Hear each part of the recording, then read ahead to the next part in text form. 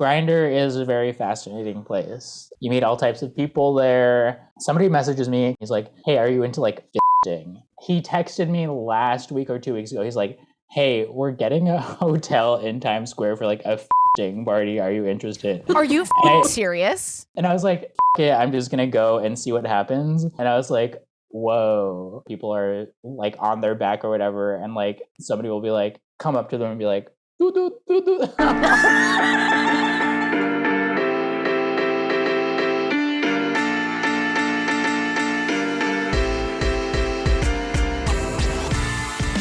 Listener, I am coming to Denver, Phoenix, back to Bloomington, Indiana. I'm in New York every Sunday, and Washington, D.C. 2 of those shows are sold out, likely 3 by the time this episode comes out. Come and see me. Most of these shows are going to have 18-plus options, ashleygavin.com. And if you're like, where's my city? Get on my mailing list. The tickets are going to drop there first. Just a general shout out to plug Kate. Kate has been killing it so hard on these episodes. Go follow Kate. It really, really helps. They can do more branded content, make more money that way. It's a great way to support them. And when they start touring and doing live shows, you can get updates from them. Go support Kate, the Kate Sisk on Instagram and Twitter. And then on this episode, we have Brian Bahe back, and we get into his going to a fisting party, which I didn't know existed. It's so funny. He has a set coming out on Comedy Central. He's doing a one-man show in January at Union Hall here in New York City. Go follow him for that incredible content. And guys, I just feel like, it's scary out there again with Omicron. Please go get boosted. It really, really helps. The science says that you really need that boost. It's not enough just to have those 2 first doses. Okay. So listen to Mommy Ashley, be a good little bottom, roll up your sleeve, get boosted. Okay. I love you guys. I care about you. I don't want you or anyone you know suffering right now. Enjoy the episode, guys. I'm moody, man. I hate COVID so much. I had a girlfriend last time this happened. So it was just like city, there's nothing to do but I remember you talking about your girlfriend. It was great. It was a good time. And now we are alone. Welcome to the club. Alone during the pandemic. It's worse. It's objectively worse. I think I enjoyed the pandemic the first time around because I was alone, and I'm like, I love to be alone. But it was almost like, what's the thing where it's like you get your wish and you're like regret it or whatever? Oh, yeah. So I was like so alone, like in this deep way that I was like, I don't like being alone anymore. Yeah. I think I'm grateful that I have Chelsea around, and I think she's like, and that's like, and I mean this, let me clarify. We have No, please let me clarify. Because we have such a good time together, but she works a normal 9 to 5 that continues no matter what. Yes. So I all of a sudden have all this pent up energy and turn into like a second dog in our house. And I'm just like, attention to me, feed me, pay attention to me, pet me, come play with me, take me for a walk. And she's just like, I still have my whole life happening. Whereas you would be doing different comedy stuff and feeling like you got your energy out that way and like resting during the day. Right. Jen and I were extremely compatible pandemic partners. And now I'm like alone and I'm learning to not be like, frankly, I'm just like learning. Okay, Brian, let me fill you in. So I just hired this full-time employee. So for the past few months before the employee started, Alex, shout out Alex, you were the best. I was working like 100 hours a week. And now finally, like the last 2 weeks, I've like had moments where I'm like, oh, I can just like do whatever I want right now. And I don't even know what to do. Like that is how out of touch with myself I've been. So now that I can't do stand up, I'm like, I can't I don't know what I like as a person. I don't know what. I'm a little sad and anxious. It sounds like a good opportunity to reinvent yourself. I agree, Brian. To what degree? To literally every single degree. You come out with like, you're straight, you're like have. Yeah, I get like I get a boyfriend to quarantine with me for the next I come out with all new material for stand-up, like, oh my God, men leaving the toilet seat up, am I right? Like, that's how I spend Yeah, that would be amazing. No one's doing that. There's a gap in the market. Yeah. Lesbians aren't doing it. That's for sure. I think anyway that they're peeing not. with a seat up. Listener, if you're a lesbian peeing with the seat up, write in. Let me know how you do it and how it makes you feel. Because my pee is getting everywhere, and I need some tips. I guess lesbians without penises. Because I guess if you were a lesbian with a penis, it'd be pretty ezy. Yes. Someone writes in and is like, I use my dick, you canceled asshole. Yeah. That's how I fucking do it. I used to, when I was little, no, I don't, I realized immediately I don't want to say what I was about to say. Well, now that you're saying it, yeah, let's go. Let's find out about your dick. When I was little, I used to think that pee came out of the clit, but I didn't know that it was called a clit. Of course, it looked like it was. It looked like it was. You know what I'm saying? I think is totally reasonable to think. Yeah. If you haven't been told, I didn't even know what the clit really was when I was that young. Yeah, so me neither. I didn't even know to separate those things from one another. So I think that's totally reasonable. Okay, good. When I was a kid, low-key, I'm like, it came out of like the entire thing. Like, obviously there's like a different hole, but like in my head, I'm like, this is really exciting. It just comes out of like that, like one big, like. Yeah, it's like one of those, it's like those waterfalls that you see in like a fancy office building. They're just like super thin and super wide and they like cascade. That's how women pee. That's. Insane. Well, Brian, thank you for being here. You've had a big year. You were on Comedy Central. I taped a set. Taped a set has yet to be released. We'll see if it actually does. Oh, why do I know about it then? Probably because I posted about it. Oh wait, I think like one clip was released, like a 60-second thing. But like the longer, like 8-minute set will be like released at some point. Yeah. And that'll be online and everyone can go on YouTube and watch that, right? Yeah, go to YouTube, leave a bad comment. I'm like really excited for the bad comments. I really swung for the fences in terms of like what I wore. I was like, and immediately day of, like I had no other options. I immediately was like, I have a feeling I'm going to regret this. And I did, but I love it. What did you wear? I wore like a shirt, but I like unbuttoned it in a way that was like, but I was wearing like a tank top underneath, but I unbuttoned it in a way that I was like, I know this is like so dumb, but in a way I was like, I believe in myself for doing this. And I can just like, I'm like, and also I've never worn a shirt like that ever. The shirt itself. The shirt, like, and unbuttoned, like, yeah, like a revealing like a tank top, but it's still just like, I'm just like, I've never done that before, but I'm like, why not? Let me see what like, happens. let's do something for the first time on camera. Yeah. I will say that is extremely funny to do something you've never done before on a big day. I was gonna say, because it takes me like a lot. I wore a pinky ring for the first time the other day on stage, and I couldn't even I was holding my hand like this. Listener, I don't even know, like some sort of weird Spock thing. I couldn't. You look like you're doing a Donald Trump impression. Don't even get me started. But I couldn't even gesture effectively. Like it really took me out of my element. I get really nervous when I put on something new and exciting. Yeah. No, but I will say, Brian, I've never seen you not pull off what you're wearing. That's what I was leaning on. I'm like, maybe I can pull this off. I've never failed before. I will never fail. I can do this. I'm making. When you say you did the buttons weird, do you just mean like every other button, or you like? No, I just mean like unbuttoned. Like, you know how it was very like 90s R&B vibes. Yes, it was, like, that's what I was thinking. Unbuttoned, like and then just like chest exposed in a way. Yeah, and I'm like, whatever. You don't feel that you have 90s R&B vibes, Brian? You know, shockingly, no. I can't wait to see the unbuttoned shirt and also all of the jokes in your very exciting set. Are you worried about a particular comment on your comedy or just your outfit? I'm more concerned with the outfit. I hope people come for it. I don't know. I feel like whatever joke people I want this level of confidence in my stand-up.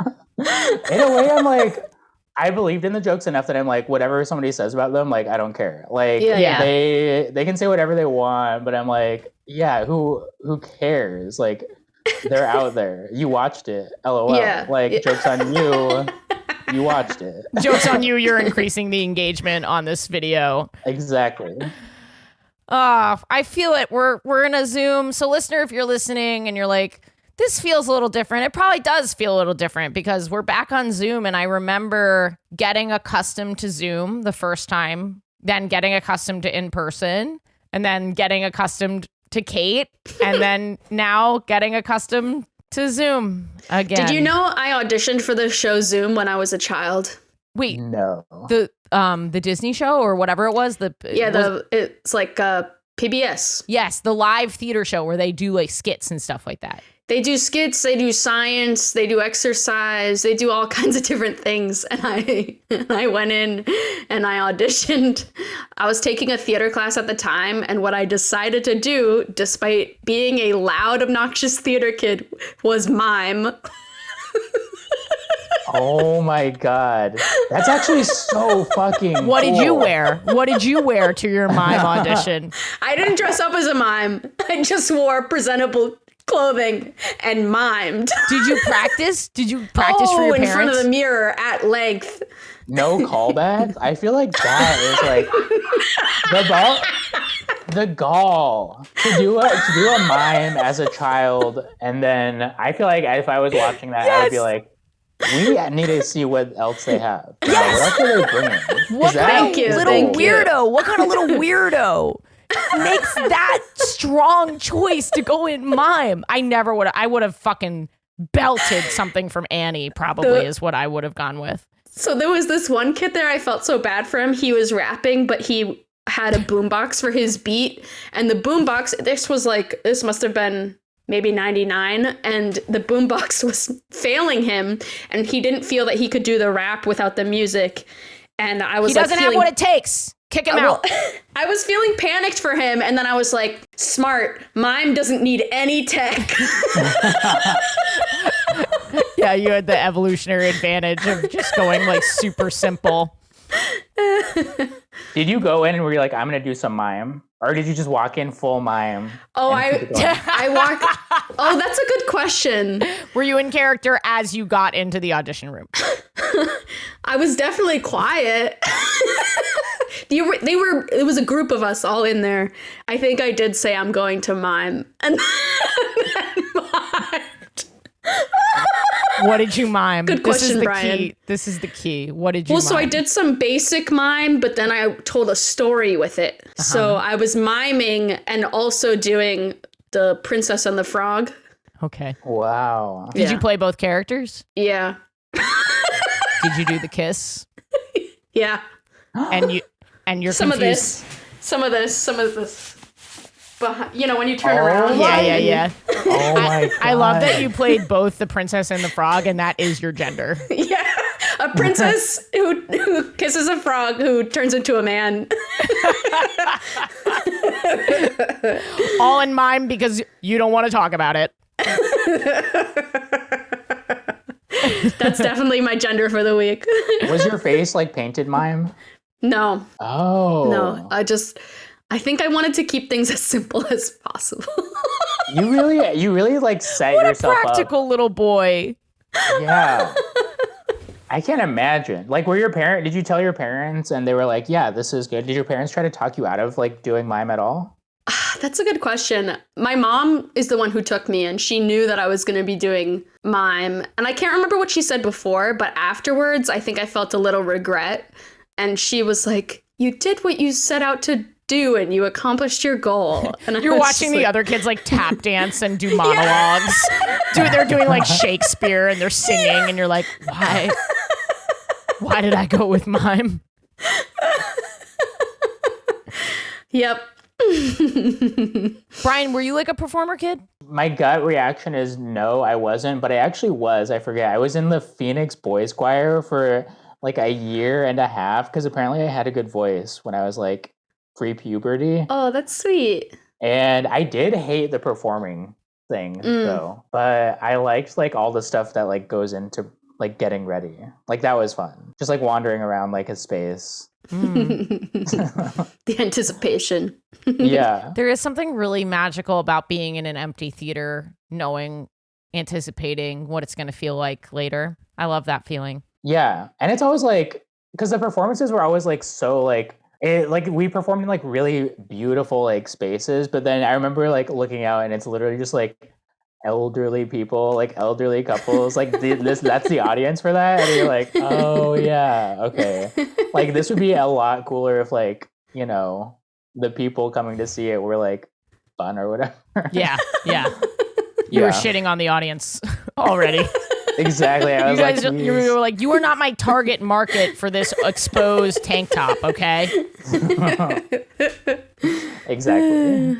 Well, thanks for being here, Brian, and I'm excited for you about your Comedy Central set. I think you're very talented, and yeah, the energy is low key, but the feeling in my heart is high key. Okay, thank you, and I do feel the same way about both of you.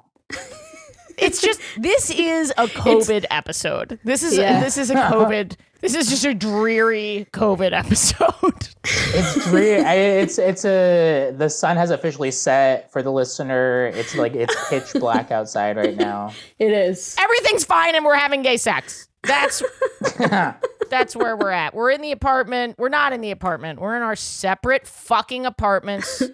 We're not having gay sex with Brian Bahe today. Amazing comedian. Yeah. Catch him on Comedy Central. You've been written up in Vulture, I believe. Do I have that right? I've been written up in Vulture around 2018, 2019. So that was technically yesterday. That's what it feels like. Check out his stuff. Go follow him on Instagram. What's your handle, Brian? @Brian_Bahe.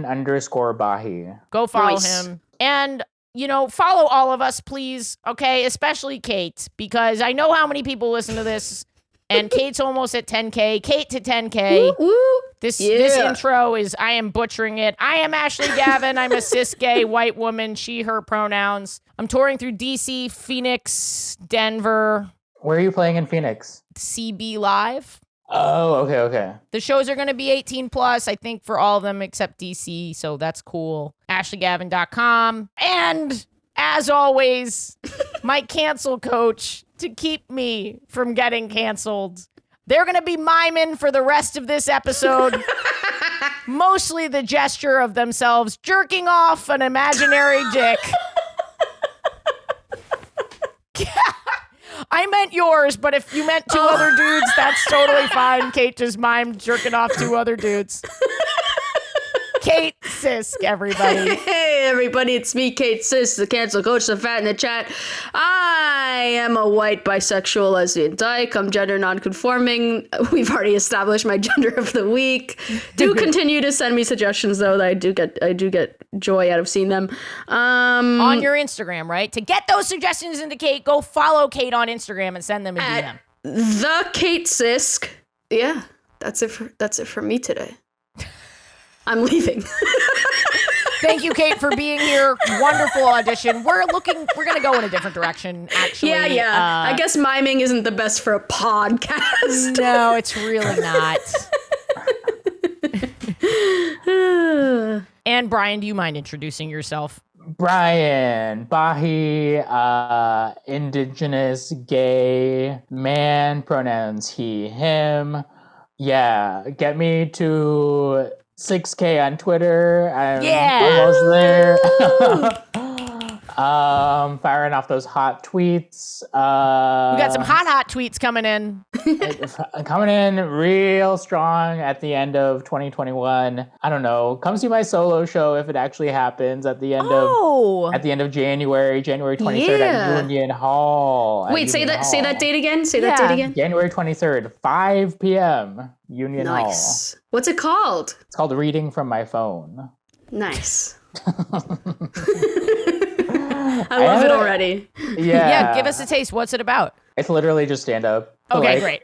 I don't know. Maybe there'll be more. You never know. Yeah. It gives you the freedom to kind of work in, I don't know, let's say a vocalist physical act out.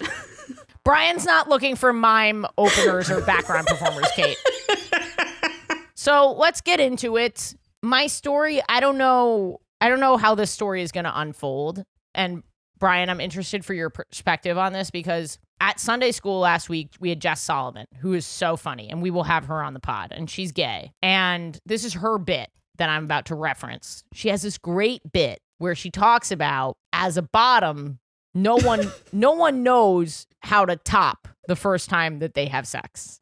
Basically, what a bottom has to do is top the person they want to top them so that top knows how to top, and then the bottom can go back into retirement and be a bottom again. I butchered it, for sure.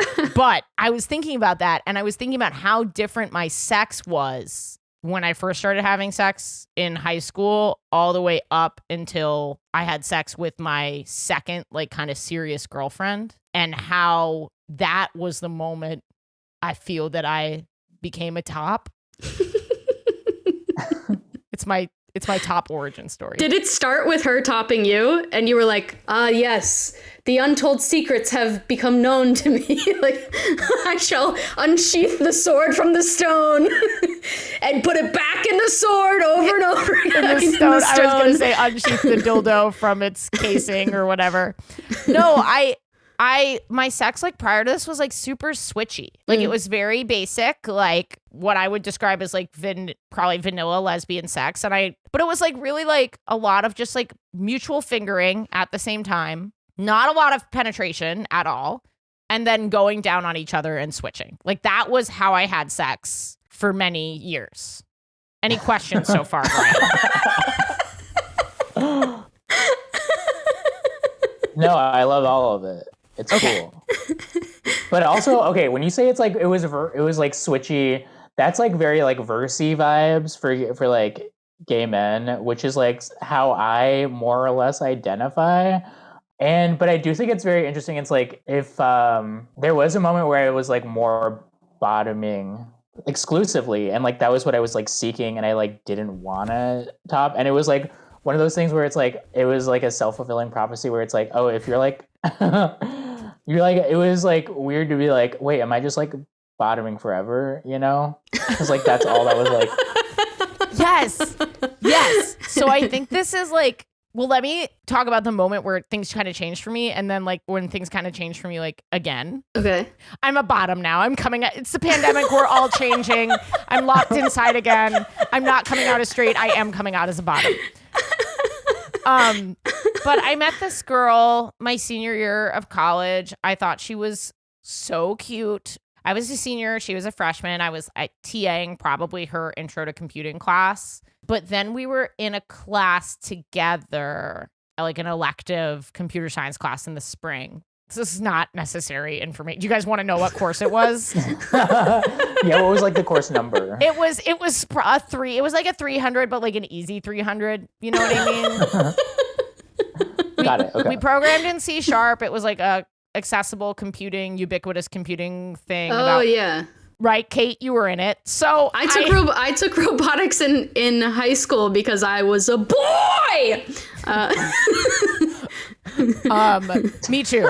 But anyway, so I really liked her, and I remember like finally I was in this relationship that had ended that didn't really restart, but like she missed me, and I think she sensed that I was like moving on. And so she kind of like wanted to start it up again, but we were not like physical. I don't even know how to describe what we were doing other than sleeping in the same bed. Like, but not fucking. So you were both bottoms. We were both bottoms. It was a sad time. It was the best of times. It was the worst of times. It was the bottomest of times. It was the tops of times. No, the bottomest of times and the verse of times. This particular, it was sad. It was a sad time. We were bottoms, and we were at rock bottom, and we were not in love. Like, it was just over, and we were just kind of like in the same bed. I don't know if you guys have ever been there, but like it was done. But I met this girl, and I was like finally wanting to make a move on this girl. And so I basically was like, hey, like to my ex-girlfriend who was just like around. I was like, you gotta go. Like, it's time.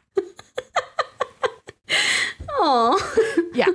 And she was like, yeah. And she was essentially like, yeah, it's time. I'll go. And so she left. And I don't remember how long between those two, but like I went to name this girl, Brian. She's a freshman. I'm a senior. We're in the accessible computing class. We're coding in C#. Elena. So I go, perfect, by the way. I go to Elena's room and we're hanging out, and she's never been with a girl before. You know, we're in college, like very common. And so I was like very forward, but also not gonna like push her. So I was like, okay, well, like think about it or whatever. And I kissed, like, it was really hot. I kissed like the area like right between the cheek and the corner of the mouth. Yeah. It was on purpose. Yeah, it was hot. I'm like still remembering this moment because. So you said think about it, kissed her right here, and then walked away? Basically, yeah. So you were like right before a commercial break on the Disney Channel? And there was this weird like girl boy in the background miming. It was so bizarre. That is really hot. Because it's also, that's very like, if she wanted to, she could have like, you know, leaned in for more. Yes. I didn't want to push her, but I knew she was interested. And so I was like, this seems like a middle ground in this, like, it wasn't like a consent issue, but it was just sort of like, I don't know whether or not she's. Yeah, it was an offer. An offer she couldn't refuse. And I like went back to my room, and I think that night she like came and knocked on. We lived in the same dorm. Whoa. I was keeping a cat in my dorm room secret. Wow. I had a big ass dorm room because I had a double with my ex-girlfriend, and we flipped a coin and I got the room. Are you serious? That's how you did the divorce? It was the least lesbian divorce ever. I just got the cat, got the room. She was like, all right, peace. And went where? To a different dorm room. Oh, wow. I guess a women's college has got to be prepared for that. I've got to have extra dorm rooms on hand for when the roommates break up. Also, like, Bryn Mawr I think we win like top 5 dorms every year. Our dorms are like sick and they're awesome. They're so cool. Yay, Bryn. I do not care. All right. So I didn't know Bryn Mawr was women's. Yeah. Yeah. It's a women's college. Yeah. It was so fascinating. Yeah. It was a weird place, but I cannot imagine coming out of the closet any other way. Oh, absolutely. Yeah. Yeah. It was like a liberating. I don't know. When did you come out, Brian? Post college here in New York. That's basically the same thing. But I went to an all boys high school, which was like a nightmare. Opposite. Yeah. It was like what you don't want. Yeah. As a young gay. You're like, what the fuck? I performed at a men's college once, one of the few remaining. They hired me for whatever godforsaken reason. They decided I was the best fit. And I performed for a mostly gay group of kids, but like I just interviewed them straight up, and I was like, it's the opposite. Like, no one wants to come out. Like, it's so much harder. Whereas at a women's college, people are like so accepting. It's like once you take the masculinity out of everything, you're like, wait, this is actually a positive experience. Whereas it's nothing but masculine energy. You're like, wait, this is actually unbearable. Like, why does this exist? Maybe it's like, it's not even that people are wanting to come out. They're just looking at all these men and being like, these are disgusting. I hate men. I want nothing to do with them. Get me out of here. Literally a nightmare. Oh my God. It's so fascinating. I think like I've been thinking lately, like masculinity, there's no such thing. Like the pure form is femininity and like every toxic behavior that we have. Whatever. I'm going to get canceled for this probably. But she comes up to my room. She knocks on the door. My goodness. I'm like, oh my God, this is like so cool. We're like making out. We talk about it. She's like, I've never had sex with a woman before. She's like hooked up with women, but she never had sex with a woman before. And I was like, is that something that you like want to do? She was like, yes.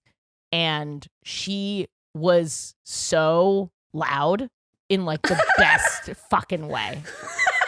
And I think I had fingered my ex-girlfriend with penetration, but like it never was like her favorite thing. And I like knew what to do, but she was the only girl that I had ever done that with. And when I did it to Elena, she like lost her mind. She like lost it. She just like was screaming, and it was and I just remember feeling like I just want to give for the rest of time. This is just so satisfying. This is what I was born to do. This is what I would have done for my Zoom audition. Oh my God. Just that's like my talent. Yeah, and I was just like I felt so comfortable in that position. I was so happy. And then I really lost sight of switching and bottoming for a really long time, particularly with her. And then I found it again in, oddly enough, a straight woman. And what? A little bit of, yeah. A straight woman who wanted to top you? Kate, yes, the person you are thinking of. She loved giving. Like that was, I know she's so fucking gay. Like how is she straight? She like loved topping me. I don't know. That's insane. But anyway. Wait, Brian is gobsmacked. I love that I love what's happening. Like I don't need to know the names. I just love that it's getting this reaction from Kate. That means like it's good. It's juicy. And it's I just love so fucking juicy, Brian. This girl, like, I will never understand her. And I don't want to like out her, but like she was so toppy. And I understand that like toppiness has nothing to do with like sexual orientation. Well, I'm just, part of it is surprising because every time I've hooked up with a straight girl, they were like, you can touch my boobs, but I'm not going to do anything back to you. Right. That's the stereotype. Like, that's yeah. So it's surprising. Yes. Like I would let a woman go down on me. Meanwhile, This straight girl was like, I'm going to peg you. That's so funny.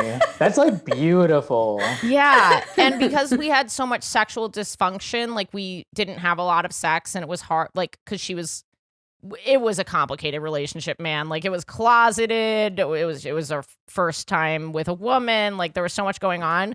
The one thing we had was really me bottoming for her.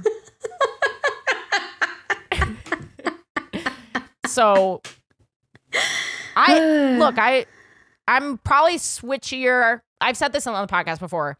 I'm most switchy in a relationship. When it's just like a hookup, I'm topping. But when I like really love someone and can be with them, I like bottom and I enjoy it.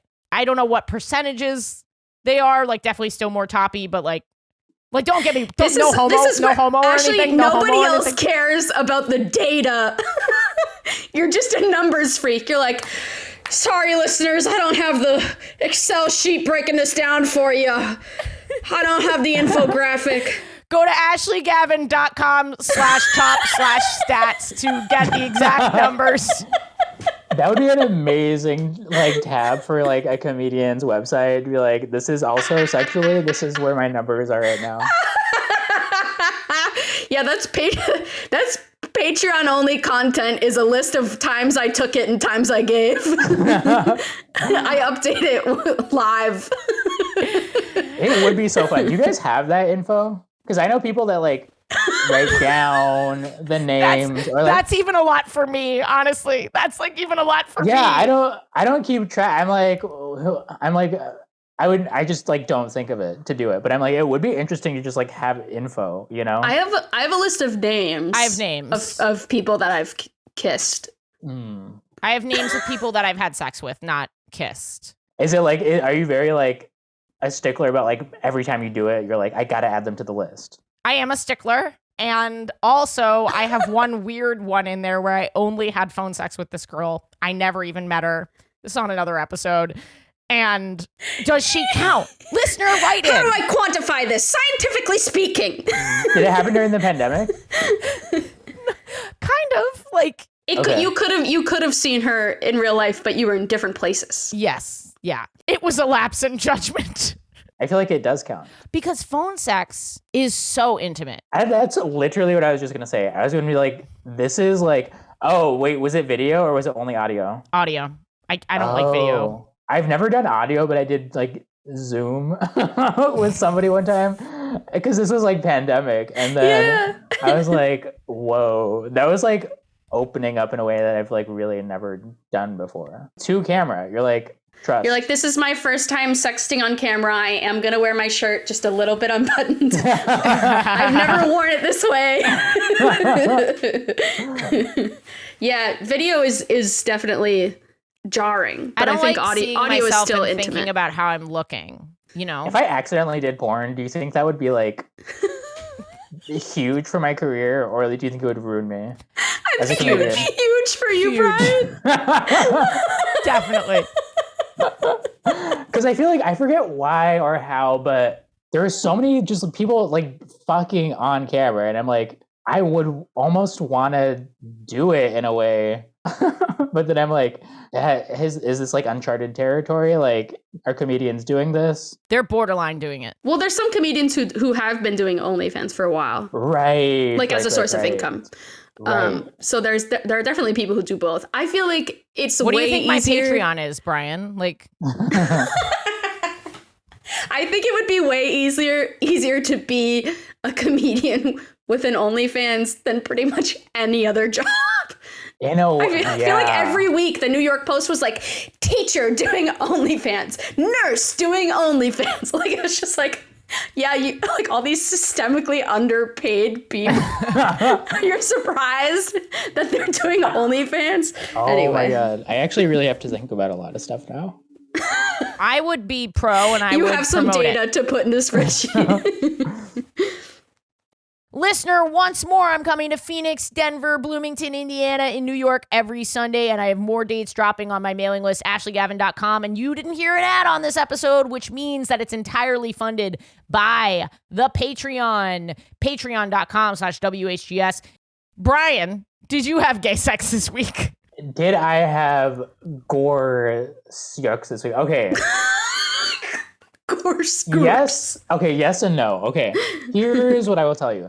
Well, I'll just say it. Grindr is a very fascinating place. You meet all types of people there. I was working in a place in downtown Brooklyn, like before the pandemic, on Grindr. Somebody messages me because he's like, he must work in the same area too, because I would see him all the time. He messaged me one time and he's like, hey, are you into like fisting? And I'm like, I've never done this before. What direction did he want the... Right, are you getting exactly. ready, Ashley? Brian said, are you into fisting? And Ashley rolled on her back and put her knees and feet up. That's not what happened, okay? That's not what happened. The table is very close to the couch, all right? So in order to get my feet up into crisscross applesauce, and I am wearing pants, by the way, they're just flowy, all right?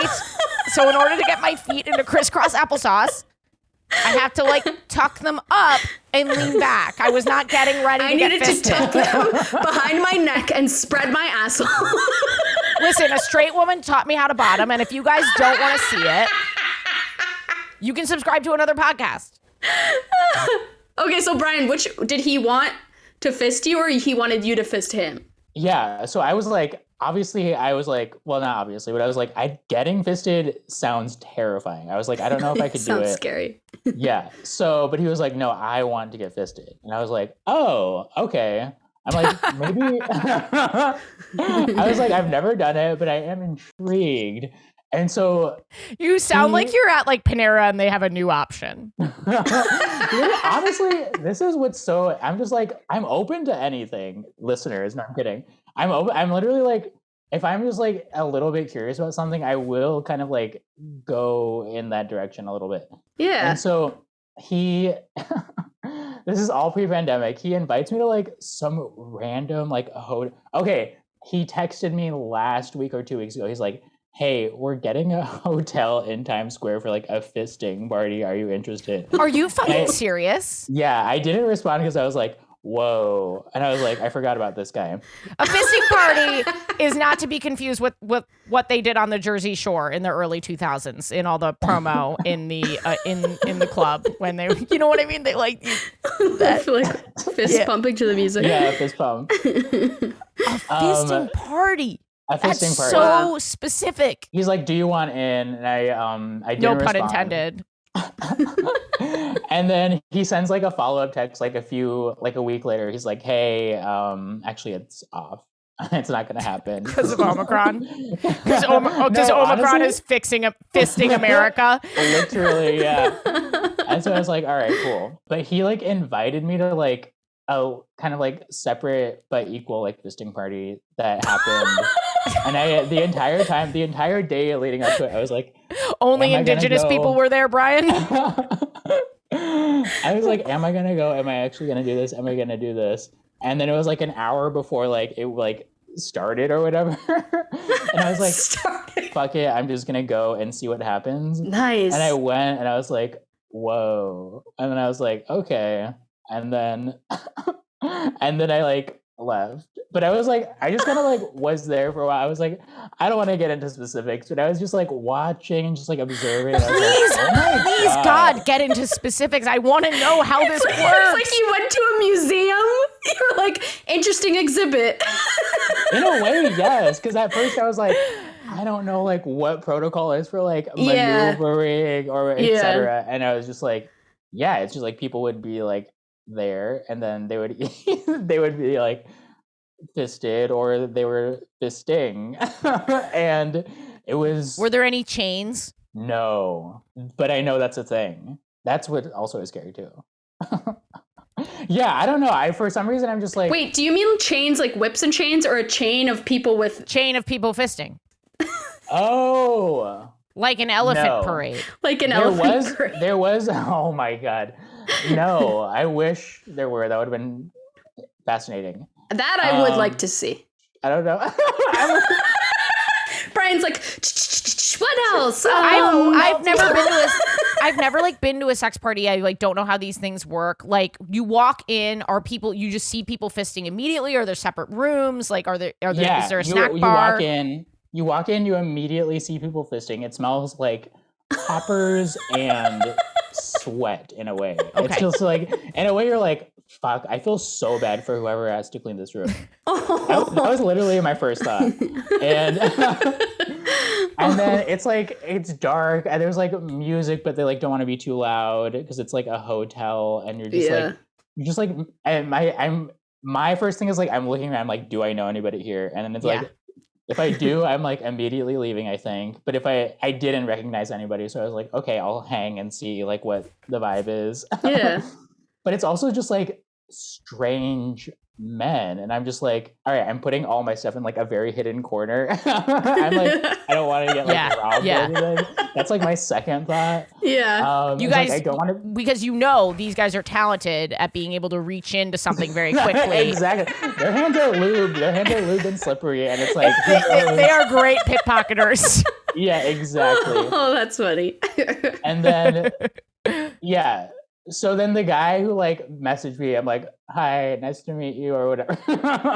And then I'm just like quiet. And then a lot of people, there isn't a lot of talking. There's like whispers and talking like when people are like together, but it's not like loud, like, I don't know. And then it's just like, yeah, people are on a bed, people are like on their back or whatever. And like somebody will be like, come up to them and be like, doo, doo, doo, doo. Doo, doo, doo. And yeah, it's just like... What a sound effect. I know, it sounds like you're playing Pokemon or something. You're on a Game Boy. And then you're just kind of blown away that like, wow, this is like happening for so long. And then you're like, wow, this is like so crazy. Are there people who seem to be in the bottom position, like over, like they're just offering their bottom? Exclusively. Okay. It feels, the vibe is very much like there's a certain number or like you're either one or the other. Like nobody's really doing both. And I guess my other question is, had you fisted with this guy prior? No. So you just straight up got recruited to the big leagues direct. Right. That's what I was gonna say. He didn't play in college. He was drafted immediately out of high school. Exactly. I mean, it's truly fascinating because like sex parties, at least the ones that I've heard about, like have like a lot of rules, you know, around like where the sex can happen, how consent happens. I think I would have a total anxiety attack if I went to a sex party, if I'm being perfectly honest. I'm trying to remember like my first experience in like a group set. Yeah, it is just like, I think I didn't know I was going to a sex party, and then it turned out to be a sex party. And that's like that's what got me over. I was like, oh, if I knew what this was, I would not have come. Oh, so you were grateful. You were like, I'm so glad I went into this blind. and a little bit, yeah, because then I'm like, oh, cool. Like, this isn't like what I thought it would be or whatever. Yeah. There was no time to worry about it. You were just in the moment and being like, oh, this is actually pretty cool. Do you still go to sex party? I mean, not like right now with Omicron and everything, fisting America, but do you? I'm open to it. Yeah, for sure. I think I am too. I'm just like frightened. I feel like you, Kate, like I'm a little afraid of seeing people like naked without like being a part of the consent process of it. So I think I need to go to one with a lot of rules. But I'm not sure that I would get along with the type of people that do like sex parties. There are a lot of different types of sex parties, you know. Yeah. With lots of different types of people. You know what's so... Okay, you want to know something that I just discovered about myself that is so fucked up? Oh, no. The kind of sex party that I'm thinking about has men at it. Why am I at that sex party? I don't know.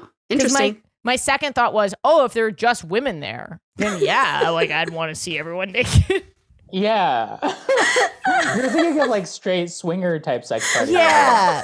I had a bad swinger party experience. It was a straight? Yeah, they hired me to they rented out a Holiday Inn. Oh wait, was this New the Jersey. Naked people? Yeah. Oh, yeah. And you did comedy at a sex party? Honestly, they were a fantastic audience, but I did get flashed too many times for my liking. Wait, I thought they were already naked. I have to tell this as a separate story. I can't believe I've never talked about this on the podcast. That's fascinating. That's almost a dream gig in a way. I'm in this space where I'm like, where I actually want to perform in like the like almost like non-ideal environments. Yeah. Really? Like doing a cruise ship, I'm like, I would love to do that in a way because I'm like, I know it's gonna be bad. Like I'm going into it knowing it's gonna be bad. And I just want to like see what it's like. Well, Brian, if you really want to do them, I can tell the booker that you want to do them.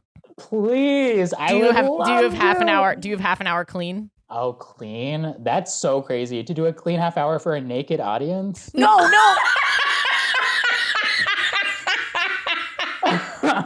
She means carnival. Oh.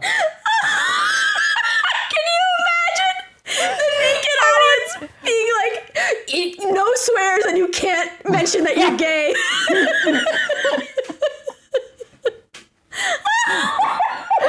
This is a family-friendly show.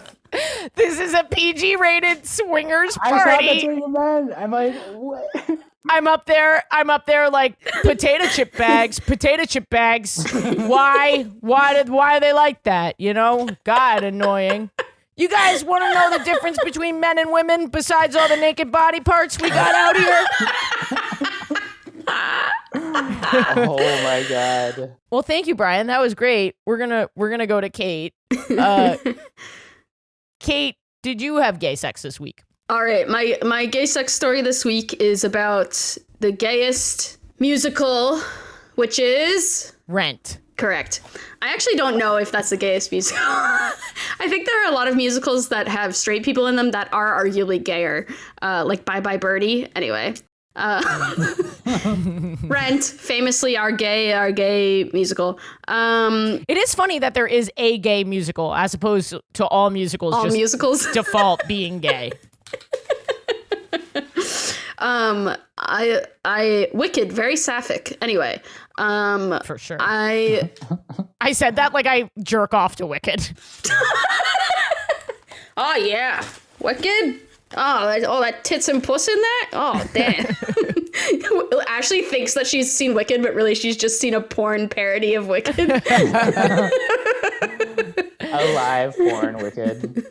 live porn wicked in a Holiday Inn just across the river.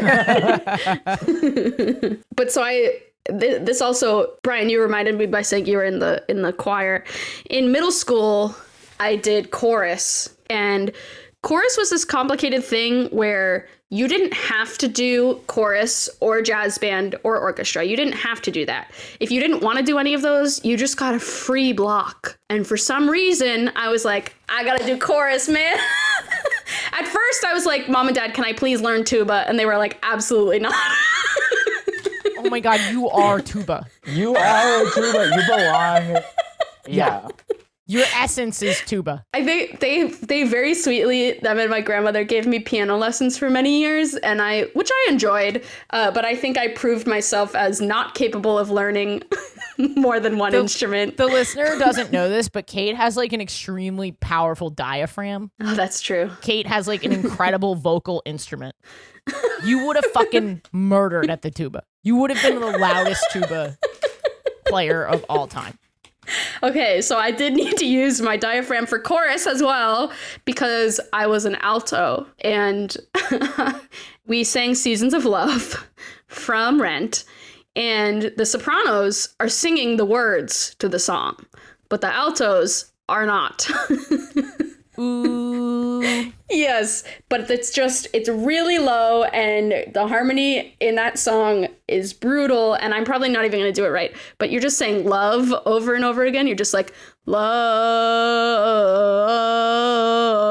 It doesn't sound good. It sounds bad. You need it with the sopranos for it to sound good. So, whatever. It's fun to feel like in a group of people, you're all making like one sound together. However...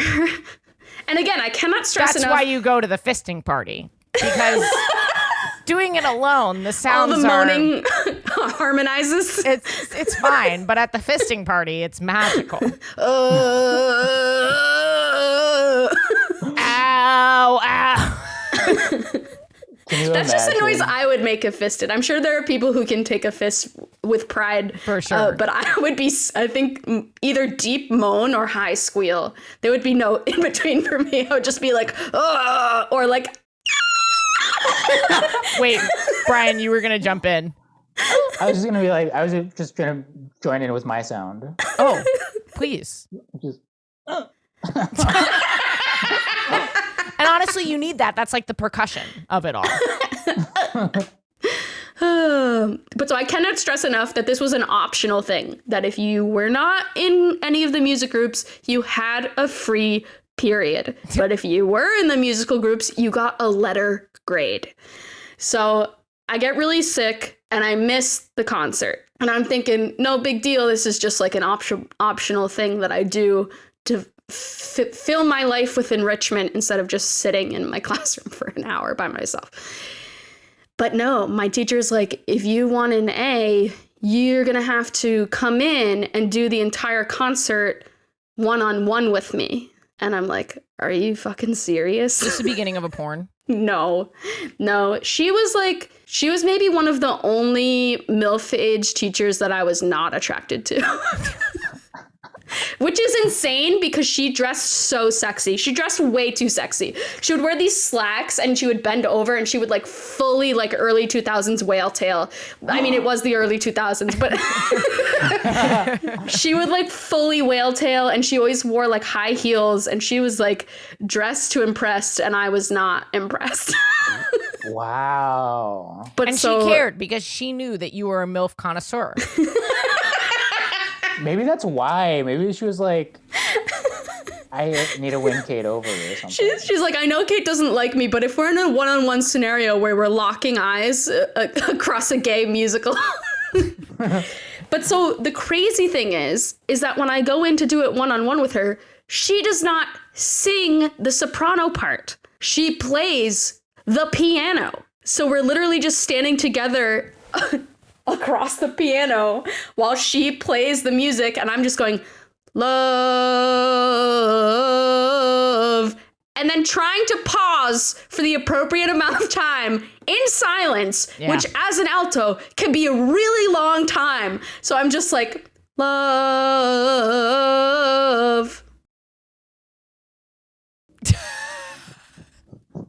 love. Like, it was so painful. It was so painful. It was so painful. Did she do this with everybody? I think I must have been the only one who missed the concert. Oh, because you were sick. Because I was sick. That is, it's bullshit. I hate teachers like this, man. Like, you were ill. It's a concert. Were you there for every other fucking day of class? Yes! Like, come on. There's no need. There's just no need. Yeah, that's unacceptable. Thank you. Let's get her fired. Anyway. She even got pregnant and I still wasn't attracted to her. And that's the milfiest you can be. That's the milfiest you can be.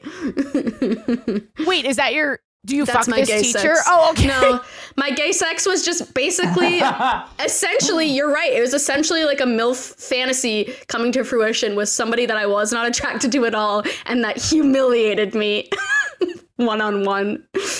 Like, do you know how much I would have wished that my fucking Spanish teacher was like, we're gonna need to, she was Irish and spoke English, but she was...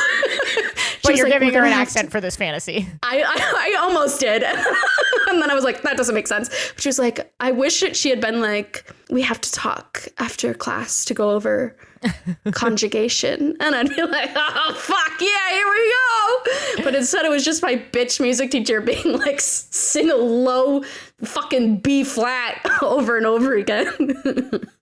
That's insane. Yeah. So you bottomed. You basically, it was like a psychological bottoming. I psychologically bottomed for her.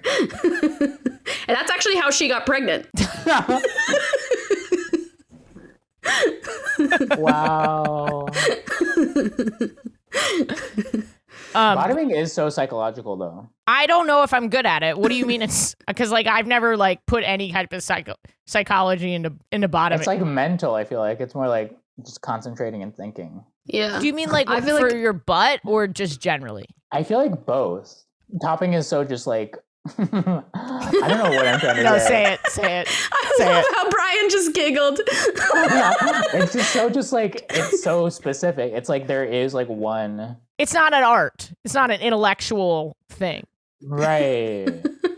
I don't know what I'm trying to say. Well, tell me if you think this is true, because I've said this to girls before and I feel like a little exposed. This is like very intimate, but I feel like girls will get me to top them.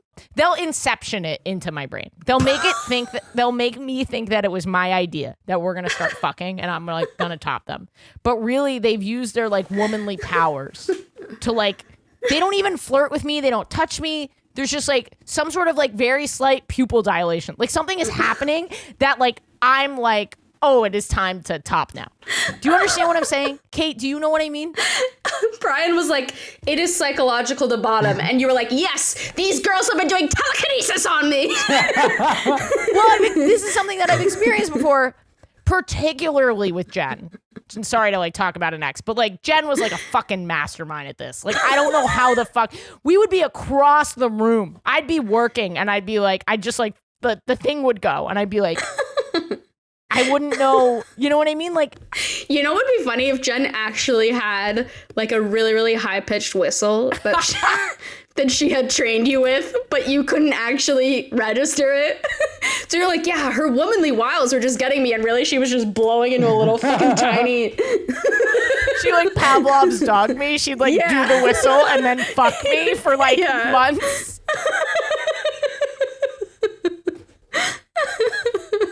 I wonder if anybody has done that. That has to exist, right? It's gotta. That's a great idea. That is a great idea. Anyone want to be my dog? You have a dog. Anyway, that was great. That was great, Kate. And Brian, excellent as always. I would love to have you back again. Always a joy to see you, Brian. It was a pleasure. It was an honor. Thank you for having me. An honor. And if you guys don't follow Brian and watch his Comedy Central set, I am gonna blow a high-pitched whistle and not fuck you because I would be canceled, but something else unpleasant but not illegal. Anything else you want to plug, Brian? Your show one more time? My show, Union Hall, 5 p.m., January 23rd. Yeah. You should go. Go. We'll put the link in the description if you've got it yet, Brian. Yeah, it's in my link in bio, as they say, on my socials. Awesome. Anything you want to plug, Kate? No, just Instagram, Twitter. Get those numbers up for me, guys. I really appreciate it. It really helps. Kate Sisk on Insta and Twitter. Lately, I've been getting very crazy on Twitter. Yeah, you got banned for a minute, right? You were I got suspended. I think it's different from being banned. Wait, for what? I got mad at the Democrats. But anyway, no, I today, just to plug today's tweet, I tweeted an image from Succession of Connor saying, "I am the eldest son," and I captioned it with "me when I come out to my parents." So, if you want more hot content like that is so funny. That is so funny. On Twitter. And here's my gay thought today, inspired by the joke that I mentioned on this episode, Jess Solomon, talking about learning to be a top. It's so interesting when I go back and I think about my early gay days. I didn't know about tops and bottoms. Those weren't words that I even had ever heard. My sex looked so different before I started learning about that stuff. And I wonder, is there a sort of purity that the young folks are missing? A sort of purity going into lesbian sex, not knowing at all what it's supposed to look like and just the freedom to do whatever you want? Or are the labels helpful because it can kind of help us make informed decisions about what we like sexually? I don't know, listener. What do you think? Is ignorance bliss? Is sexual ignorance bliss? I'm not sure. All right. Have a great week, guys.